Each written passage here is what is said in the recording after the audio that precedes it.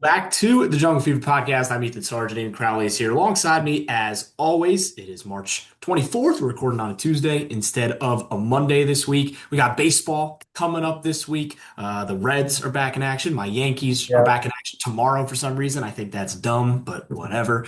Um, Time out. Obviously, The Reds should be the I first team agree. to play on opening I day agree. every single time. It is a shame that it's not the way that is. I 100% agree.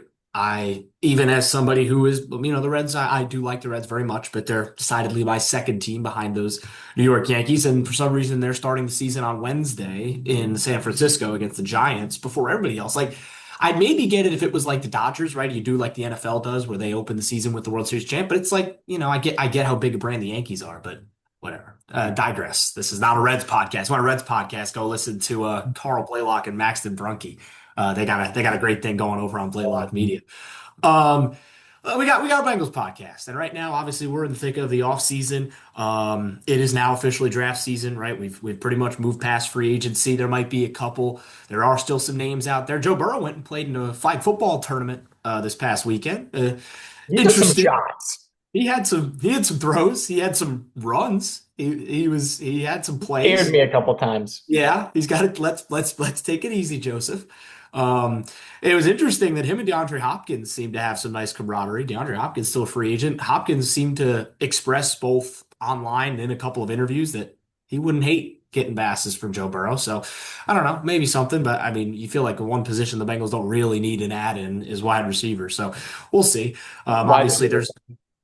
there's very much still room to improve, but I feel like again at this point, if they do sign free agents, it may well be an after the draft, right? They bring guys in. They did that. They did with a couple of guys last year, and there are plenty of big free agents still out there. They just, might be waiting. A lot of these big free agents now may well wait until after the draft. Like I imagine Tyreek Hill will 100% wait now until after the draft, see what team has like a real true need at wide receiver one, and then make a move like that somewhere. Probably not to Cincinnati, but to somewhere where he will feel like a wide receiver one, even though he's 35 and coming off major knee surgery. But that's besides the point.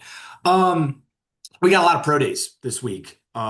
So in terms of the big ones, we're recording this on Tuesday. Yesterday, the Bengals had a big presence at both of these pro days. Miami's pro day and LSU's pro day were both yesterday. There are some big prospects on both of those. Obviously, Miami's got Ruben Bain, who did not test, interestingly, but he did run a lot of the physical work. Did a lot of the bag work. The explosiveness just jumps off. It doesn't matter really what he's doing, whether he's in pads, out of pads, just crazy athlete. I don't really think he needs to test to prove that, to be quite honest.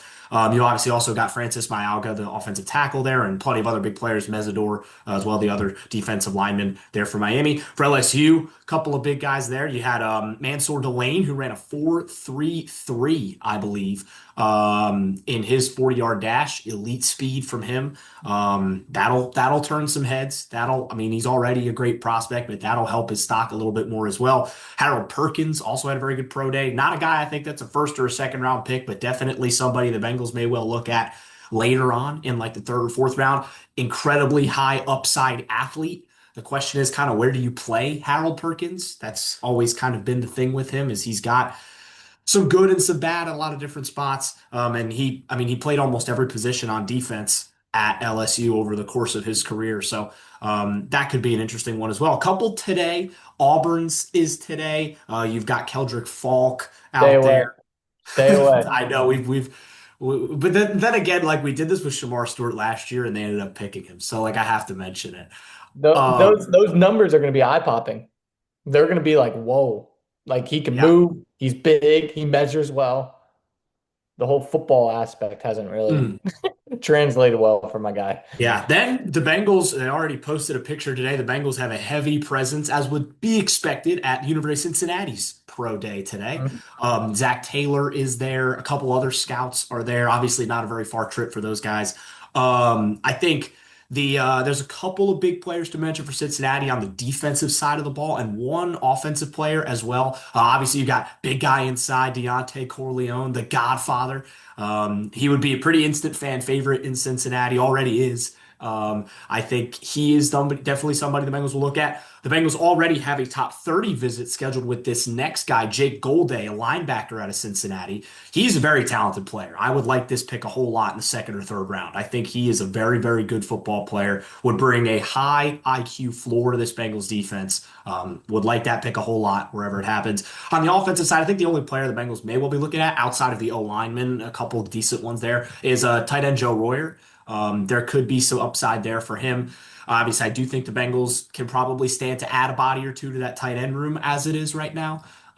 So we'll see if they draft the tight end in this upcoming draft, and Joe Royer might well be a part of that. A couple other big pro days coming up over the course of this week. Three huge ones tomorrow. Alabama is tomorrow, Ohio State is tomorrow, and Texas A&M is tomorrow. Obviously, Ohio State probably is the biggest one to circle of those three there. You've got all those big defensive players for the Bengals.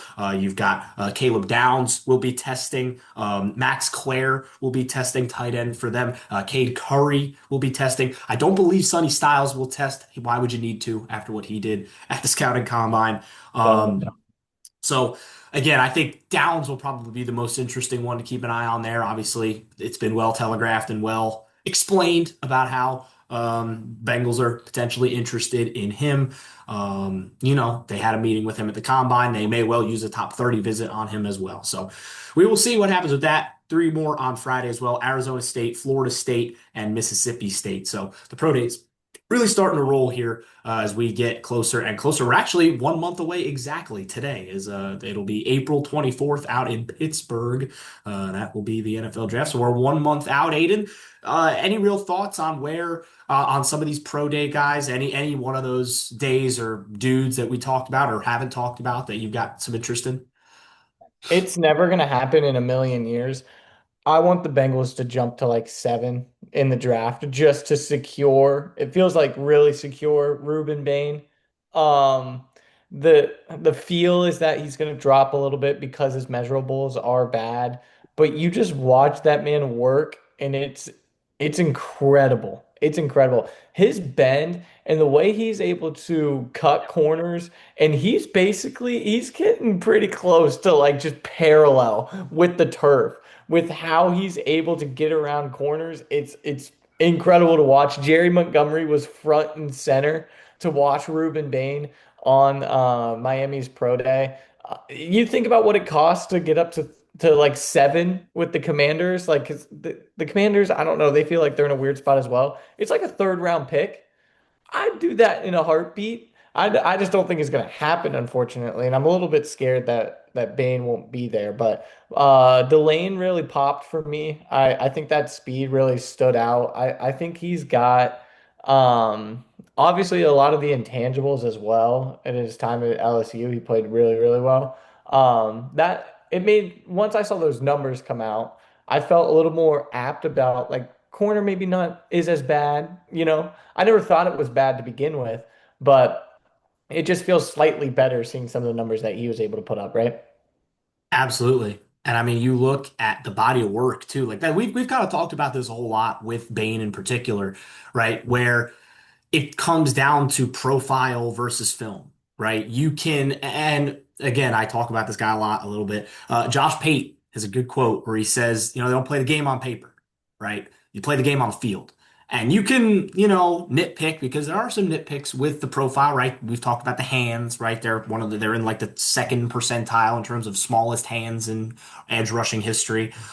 Short arms, right? It's stuff that isn't typical for an NFL edge rusher. But then you turn on the Ohio State game, for example, and you don't even need to like watch his film specifically. Just turn on a drive, right? Just watch an Ohio State drive from that game, right? And yeah, Mesidor had himself a game too, and that Miami secondary made some big plays, but just number 4, nuisance on every play. Ohio State had to swap multiple guards in that game because they were getting killed on the outside by Bain. So, he's a game wrecker, right? Absolute game wrecker. I personally think he should be a top 5 pick. I think he won't be. I think it's that 7-2. I think if the Bengals are very lucky, he's there at 10 and they're going to need luck, right? And that, I think it only comes Yeah. if maybe somebody jumps for a quarter. Maybe, I mean, there's been some Ty Simpson hype recently. Maybe somebody jumps up for him. Maybe, Jeremiah Love will probably go before them. Will somebody take him? Will the O lineman run early? They need some help. Like they need teams to Yeah. go offensive, right? Because honestly, outside of some nitpicky areas, like we've discussed, the Bengals are pretty good on offense heading into 2026, right? Yeah, they could use a couple guys here and there. You can always use an extra body on the O line for depth. You can always use, I think the Bengals could still stand to upgrade at tight end. But, aside from that, they're in a pretty good spot, right? Mhm. In terms of what the Bengals have talked to five prospects so far in terms of top 30 visits. And the important thing to note about top 30 visits is it's not like they'll talk to anybody from a guy they might pick on at pick 10 to a guy they may not even pick at all. Like it might be an undrafted guy and they could go sign him after the fact. So again, it's important. Like one of these visits are going to have people scratching their heads, but it's a guy they might be looking at day three. Xavier Thomas, LSU wide receiver, burner, just a speed demon. 4.2, 840. You can't teach that. Flying. So yeah, speed demon could be interesting for the Bengals later on in the draft. Rutgers quarterback Athan Kaliakmanis. He is a quarterback of all time. Um, That's probably the nicest way to describe it. yeah, he He's there. exists. Yeah, he's out there. He transferred from Minnesota. He, was okay last year. He had 3,100 yards, 20 touchdowns. He He carved up OU's torched defense. torched these guys in Yeah. game number one. Made him look like Um, he's a Heisman finalist. Yeah. I like this one. Texas Tech edge Romello Height.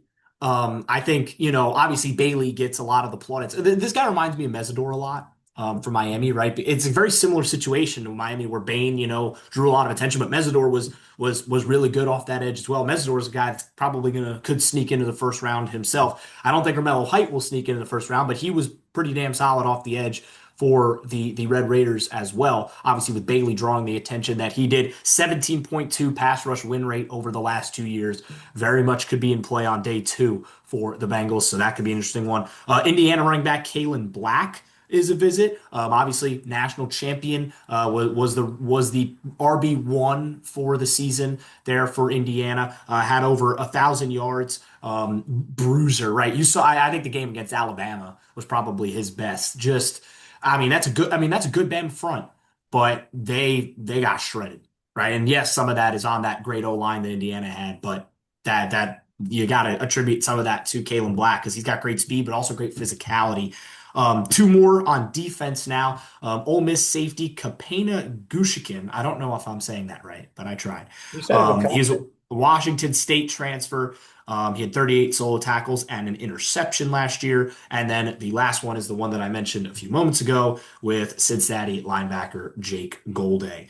So again, when you look at and there will be a lot more of those visits. They'll do plenty more. It's still very early in this process. There's still a ton of pro days, right? We were still very much in that phase where a whole lot still to come. We just discussed it earlier. So on that note of some of those guys in the later rounds, Aiden, obviously everybody is kind of talking about pick 10 and talking about what the Bengals might do there, and they have plenty of options for sure, but there's obviously a lot more holes, and the Bengals have a number of picks this year. They got a couple in round seven, they have a couple in round six.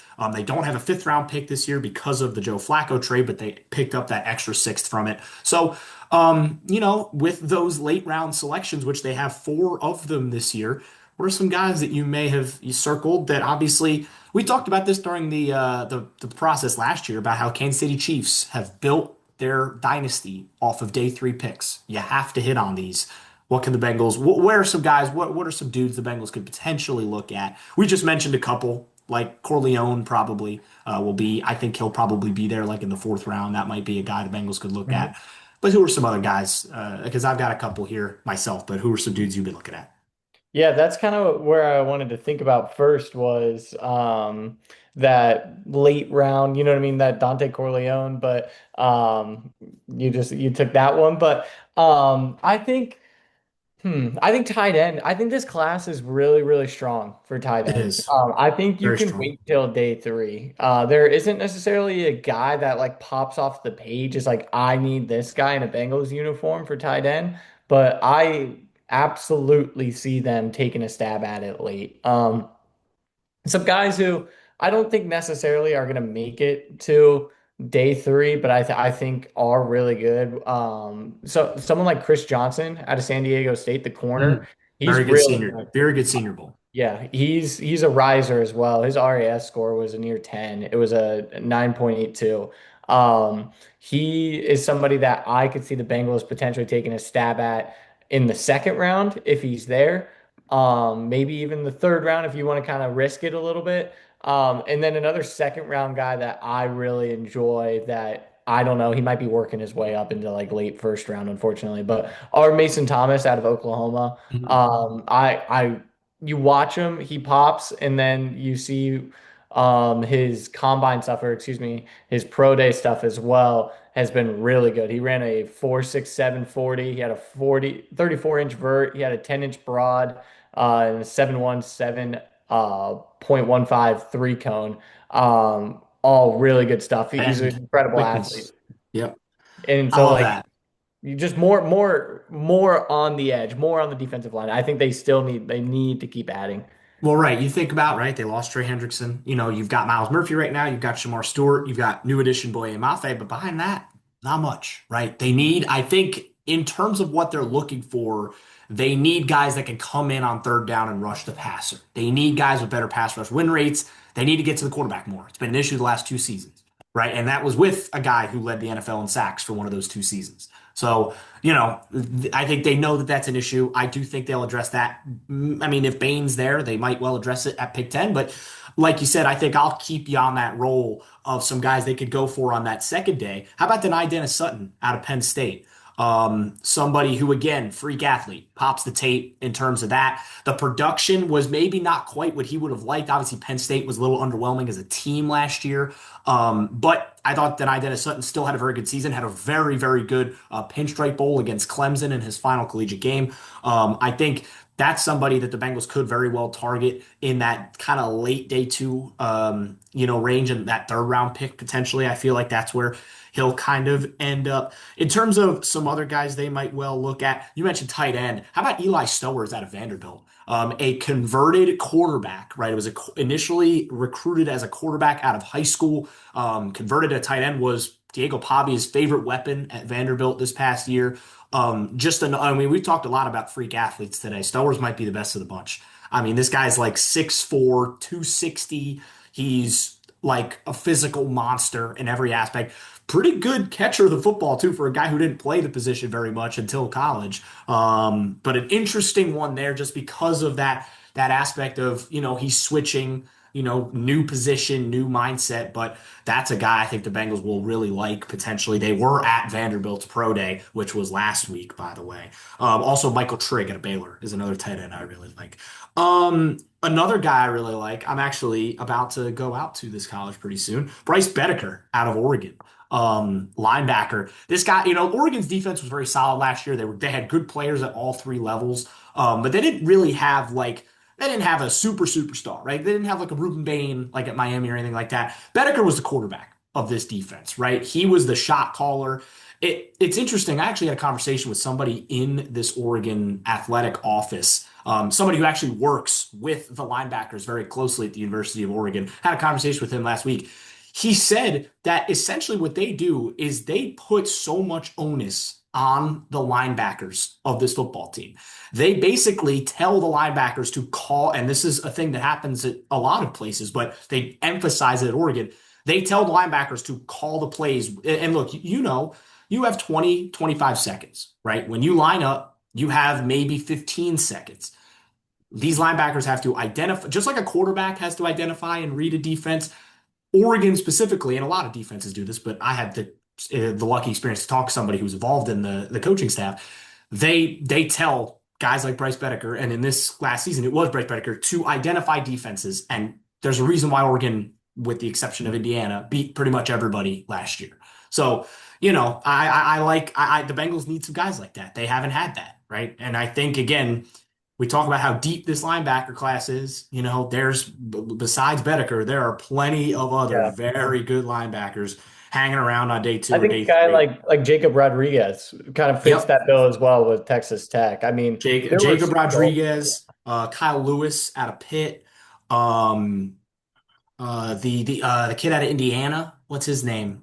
Aiden Foster, Fisher, Aiden Fisher, Fisher. Fisher, not Foster, Fisher. Aiden Fisher. Obviously, we just talked about Golday, right? Even though he's a little bit more of like an edge rush blend of linebacker. Mhm. But there are plenty of good options in terms of the depth. And how about D'Angelo Pons out of Indiana? I mean, obviously everybody's gonna hop up and say he's 5'8", right? He can't control that. He's There's that, short. yeah. There's a It conversation to be happens. had there. But dang, everything else pops, right? He's Mhm. fast. He sticks to guys, right? Could be exactly what the Bengals need in terms of that CB3. You've talked about this at length, Aiden, about how the Bengals you feel like they have that open spot right now, potentially at slot corner.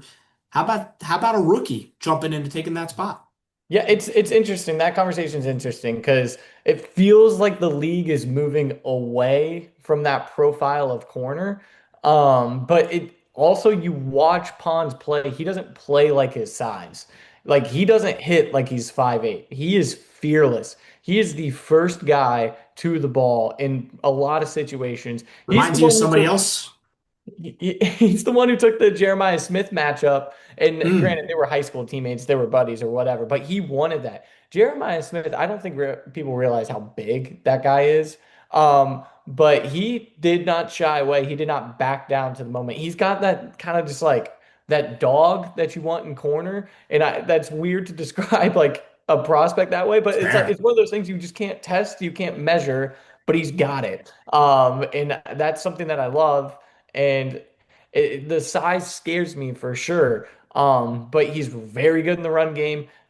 He's not afraid to hit. He's great off the edge as kind of a blitzer as well. But again, it feels like the league is moving away from that style player, moving Well, more towards like the Nick Ian Warriors of like the big, rangy, lengthy guys. But Well, I'll get back to that in a second because there's a guy I want to talk about on that kind of path. But does that not remind you of somebody who was a big part of the Bengals defense just a couple of seasons ago? Pretty much all those bullet points you just said. Does that oh, not Mike just Hilton. scream Mike Hilton to you, Mhm. right? Like it's pretty much everything that Mike did, right? Who was the guy who was the Derrick Henry stuffer in a couple of those big games? Mike Hilton was the first guy at the line of scrimmage. Again, a guy who's probably he's got about 8 inches down on Derrick Henry, and he's got about probably 150 pounds down on Derrick Henry, and he's still getting down low, cutting the knees, making the tackle, right? I love that kind of archetype, right? I think that the Bengals can stand to use a guy like that. So it'll also obviously going back to the other thing, going back to that Nick Amon type. You want a Nick Amon type? Let's go to the MAC. How about McNeil Warren out of Toledo? Uh, He's gonna rise up quick. he is a freak. And Yeah. again, I say that a lot. I've said that a lot today, but I do think this is a very athletic draft. In terms of, that's why I think this draft is really interesting because I'm not sure if there's a lot of like surefire, okay, this guy's a hit, right? But Right. there are a lot of Pro Bowlers in this draft, I think. And it's going to depend on fit. It's going to depend on who takes the right risks, right? I think Emmanuel McNeil Warren. He is the right fit. I mean, this guy, he is Toledo's got a great track record in the secondary, right? We've talked about this at length. You see what Quinyon Mitchell's been able to do out in out Philadelphia. in Philadelphia, right? Tyson Anderson, unfortunately, no longer a Bengal anymore. He is he just got signed by Denver this past week. So that's a little bit of a loss for the Bengals special teams. But again, he's a Toledo grad. He was a big part of that team as well. So I think that when you look at a guy like McNeil Warren, people are going to say, "Oh well, it was the Mac," but it pops no matter what, right? Like Check the draft boards 2 months ago versus, a couple weeks from now after he has his pro day. Because I that's believe it what was people yesterday. I yeah, believe it that's was what yesterday. that's what people always try and harp on is the level of competition. And then you go out and see him and he's a quick riser. He's somebody I think positional value makes it tough, him playing that safety position, but I think late first round, early second round for a guy like that. I mean, if the Bengals, like obviously, we'll see what happens with Caleb Downs.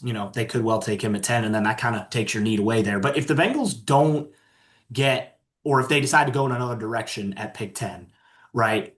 I would love to see them, and they won't do this, but I'd love to see them trade back up into the first round and go grab Neil Warren. I think he's that good. Like, and you see, like, I'm glad you brought up Nicky Manwari because I think that's a very easy comparison to make here.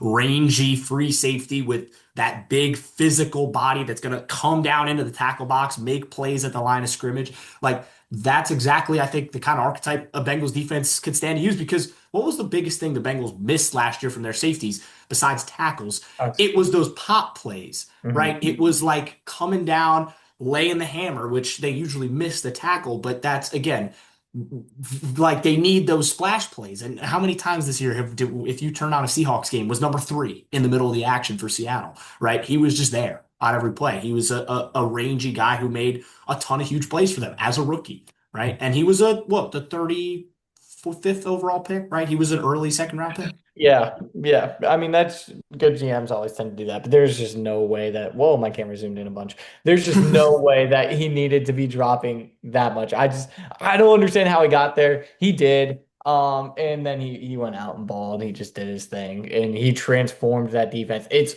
that archetype, that position is like Kyle Hamilton made it popular in Baltimore. And Mhm. ever since then, it's just like teams are trying to replicate that, and that's just something the Bengals don't have. They just don't. They don't have it because he can you can match against a tight end. And he's big enough and physical enough to do that, but he's quick enough and athletic enough to hang with some of those slot receivers because guys are moving around as much. And he's physical enough to where he can be in the box and play. It's just a Swiss Army knife. Like it's not really a safety. It's not really a nickel. It's just I think Baltimore literally calls the position star. Like it's just Yeah. star. Like that's what Kyle Hamilton. He's just kind of the that role. You've seen it work, right? Hamilton is the archetype, right? We just talked about E-Man Worry. You've seen a number of other guys in the league kind of that's the shift at safety. You want those big athletic guys, and McNeil Warren is probably the best archetype of that in this year's draft. So obviously, when you look at Downs is an unbelievable football player in his own right, but the size is not the same, right? He's probably a 6'4", 6'1", probably 20 pounds lighter. He's just a different archetype, right? And again, that's not a knock on him at all. He's still an unbelievable football player, and I'd be thrilled if the Bengals drafted him. But just a different type of body, right? And they both have their different strengths and weaknesses. And again, that's why I think, there's Downs is up where he is, because just I think the football IQ is just, breaking the scale in terms of where he's at on that level. Another position, and we'll kind of wrap up our draft discussion here before we touch on some contract stuff towards the end. How about receiver? This is a very deep receiver class. A lot of talent on day two and day three. Like obviously you got your guys at the top, your Jordan Tyson, your Carnell Tates, some of these other guys that will, like Casey Concepcion will probably sneak in around one. The kid out of Denzel Boston out of Washington is probably around one pick. But like I think on day two and even day three, there's some really, really high level talent at this position that the Bengals, I think, could stand to upgrade. A couple years ago, they swung and missed on Jermaine Burton, who, by the way, did a very interesting interview early this week. I'm not sure how much any of you guys saw that, but I'm just going to leave that where it is. Um, but there's a lot of really good players. Now, the Bengals will probably look for a little bit more of that slot archetype, right? You've got one and two, right? Those Jamar and T are where they are, right? But having, as we saw with Tyler Boyd when he was in Cincinnati, having that third option makes this offense so difficult to stop at times because then, when you have one, you have five out there doing their thing, you give a guy in the middle, and that was, I think, the thought process with Jermaine Burton. Obviously, it didn't work out this way, but you give the opportunity to all of a sudden have a guy be that third option. And Gesicki's kind of been that at times, but he's been hurt and he's been healthy and he's, on the wrong side of 30 now. And, I think the Bengals will be looking to try and upgrade this position. So obviously it's a little difficult to just because slot receiver and being an outside receiver is a little different, but who are a couple of guys, Aiden, that you've been looking at that position in particular? And it could be an outside guy that they want to kick in the slot or not. They could have a guy they want to stay on the outside. So who could they look at here in terms of wide receivers? Well, I look at wide receivers. I think in the NFL in 2026, you just have to be able to be multiple. You have to be able Mhm. to do both. Agreed. So a guy like Jamar is going to be moving around all over the field. They throw He's him in gonna the play slot, slot. right? He's gonna play on the outside edge. And he has to because you're trying to essentially defenses got smart and we're figuring out ways to bracket and take people away. So offense has evolved by just being multiple and showing different looks with those guys. So with that being said, you need somebody who can do a little bit of both. There are some fun guys. And all of them have the red flags. There's a reason that they fall and stuff. But a guy like Chris Bell out of Louisville, that was going to be a round one pick until he got hurt. Now, what does he look like after the injury? You don't know, but um, that's like lightning in a bottle. You can kind of take a stab at him. I don't know. The Bengals would never do something like that because that's a little bit too risky, but someone's going to take that chance on him. I think a guy like Zachariah Branch, just fun, just fun. I don't think he's that much of an NFL player, to be He's totally just frank with you. fast. He's a But speed he's demon. 5'9" and he's just a speed demon. I think somebody that fits a little bit more the Bengals profile and some people that actually under consideration would be a guy like Omar Cooper Jr. out of Indiana. He was incredible alongside the talent that they had. I like Antonio Williams out of Clemson. I think he fits that profile a little bit more. I think a guy like Jacoby Lane makes a lot of sense. You can go on and on and on. An It's underrated deep. guy It's really out of deep. a non-football school that you think off the top of your head, but a guy like Skylar Bell as well. So those were just some of the names. But I really like Jacoby Lane out of that group. That's probably my favorite of the group just because he's of his size. He's 6'4", 200. Can play a little bit of both. But there are definitely some fun options for sure. Well, this is just breaking now. How about a Bengal scout talking to Jeremiah Love at Notre Dame's pro day as we speak? I can Um, guarantee you, he will he not be won't there be at there 10, at I don't 10. believe. But hey, it's worth the conversation. That would be fun, wouldn't it? Be incredible. There's a couple of receivers I really like. I love Omar Cooper. I think that'd be a great pick. I think he could really raise the floor of this offense in terms of being that safety valve. And I think he could kick inside and be a good option. Lane is another one. I think both of those guys showed they could play at the power four level. Obviously I remember, I mean, Omar Cooper's catch against Penn State. I mean, probably the catch of the year in college football. Incredible. Lane had an unbelievable catch early in the season too, that one-handed grab where he just Yep. kind of ripped it away from somebody, right? Like highlight plays, you always want that from your receivers.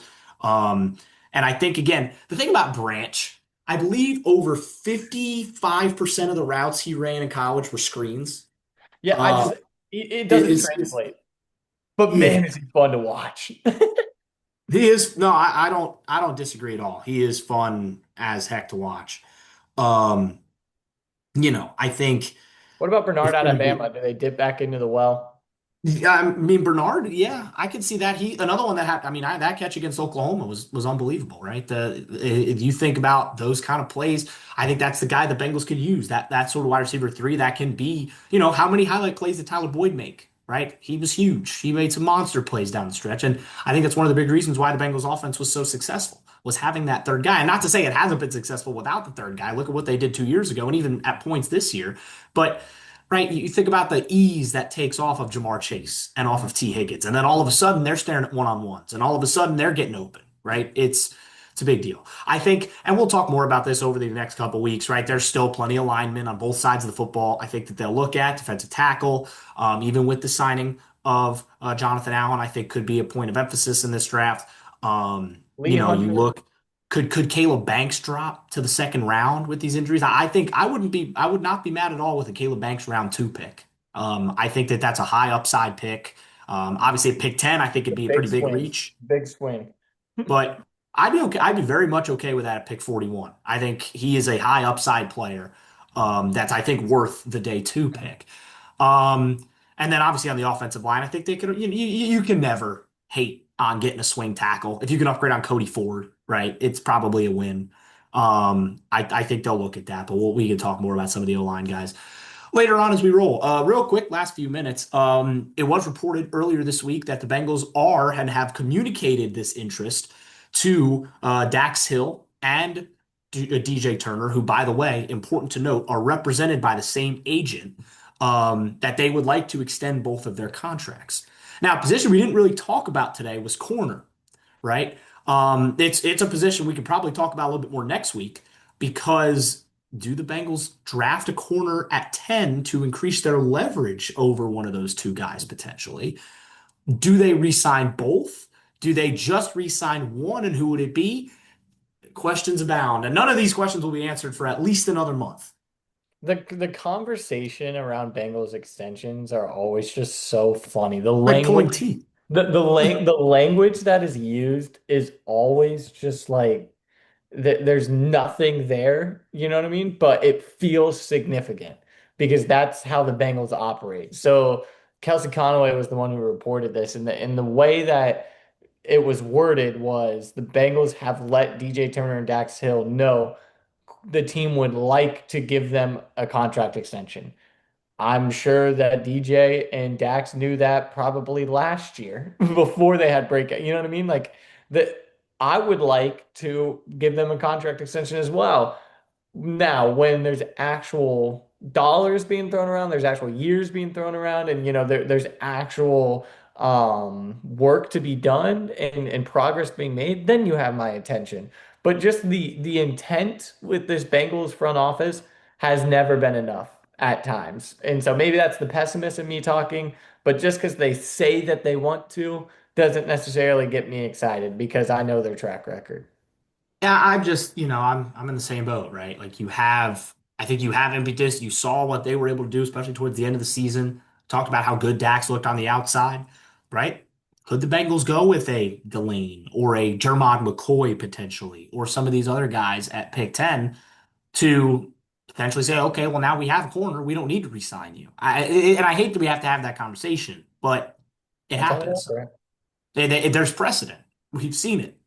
So again, I wouldn't be mad. I wouldn't be mad at the player. Like Delane's a great player. I'd be thrilled with that pick. McCoy is probably the highest upside corner in this entire draft. The injury concerns are real, but his sophomore season at Tennessee was incredible, right? Mhm. So you look at that, and it's just, there is a lot to discuss. And I think we'll probably hit quarterback a little bit more next week because I do think it's a position that deserves some conversation. We talked about Pons a little bit, but I think there's some other guys that are worth discussing as well because I do think the Bengals will look towards that room potentially as well. We talked a lot about those day 2 and day 3 picks today, and I think that there's plenty of holes to fill. Will they potentially use those picks in a trade? Probably not, but No, who knows? They did it no. a couple years ago. They traded up for Cam Taylor-Britt, and that was good for about a year and a half.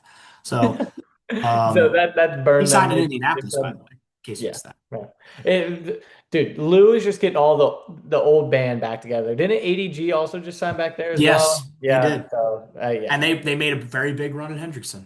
Hmm. So yeah, Yep. he And really that just car. tried to bring the whole gang back, right? He signed Pratt, right, last year, and he was still terrible. Shock, right? So, all right, that'll just about wrap things up. Fun Good discussion place to today. end it. Good place to end it. Yeah, Just fun. shot at I Jermaine love Pratt. talking draft. It's one of my favorite times of the year. I love going back, talking about the college kids, and looking ahead because it's an exciting time, right? The Bengals are going to get better in a month, right? It's just about how they do it, and can they get the picks right? Because We again, hope. this is one of the biggest drafts in their history. Again, right? They got to nail it. So we'll be back. We'll talk more draft next week. We'll see if the Bengals make any moves between now and then. But for this week, Yeah, it'll and do it for this don't lose edition. sleep on it. Don't lose sleep on it. Don't lose sleep on it. It's way too early. So you Yeah. can lose sleep on it like this time next month, but Yeah. not now. Not now. So, all right. Have a good week, everybody. We'll see you next week on the Joke Free Podcast.